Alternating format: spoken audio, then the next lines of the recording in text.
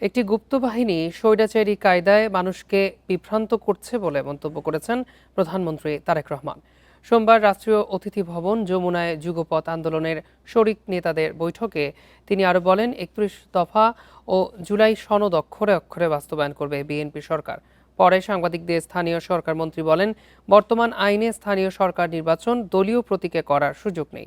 শরিকদের সঙ্গে আলোচনা করে এই বিষয়ে সিদ্ধান্ত নেওয়া হবে।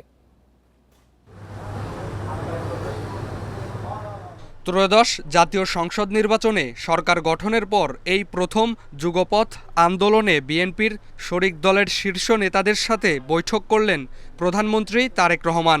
সোমবার রাষ্ট্রীয় অতিথি ভবন যমুনায় বৈঠকে অংশ নেন ৪১ রাজনৈতিক দলের ১৮৪ সদস্য। মির্জা ফখরুল জানান, ফ্যাসিস্ট সরকারের রেখে যাওয়া দেশের ভঙ্গুর অর্থনীতি সচলে কাজ করছেন প্রধানমন্ত্রী।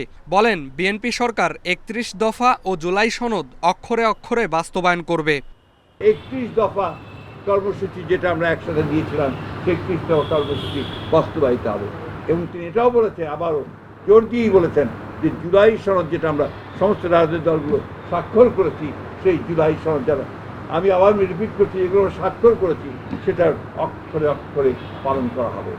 বৈঠকে প্রধানমন্ত্রী তারেক রহমান বলেন, একটি গুপ্ত বাহিনী স্বৈরাচারী কায়দায় মানুষকে বিভ্রান্ত করছে। স্বৈরাচার বিতাড়িত হওয়ার পরে একটি গুপ্ত বাহিনী ৫ তারিখের পরে ধীরে ধীরে আত্মপ্রকাশ করেছিল।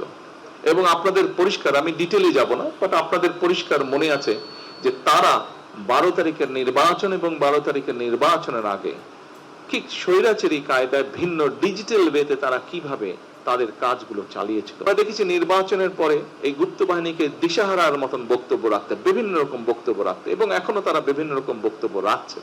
তারেক রহমান আরও বলেন, জনগণের শক্তি সবচেয়ে বড় শক্তি। বিএনপি সহ যুগপথ আন্দোলনে শরিক দলগুলো সফল হয়েছি, ভবিষ্যতেও সবাই ঐক্যবদ্ধ থাকতে হবে।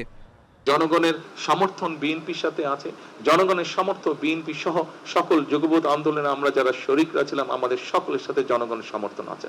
এবং আমরা যেহেতু এখানে প্রত্যেকে রাজনীতি করি, রাজনৈতিক কর্মী হিসেবে এতটুকু বলতে পারি, আমাদের শক্তি জোর থাকে জনগণের সমর্থন যখন আমাদের সাথে থাকে, এবং সেটি আলহামদুলিল্লাহ আল্লাহর রহমতে আমাদের সাথে আছে।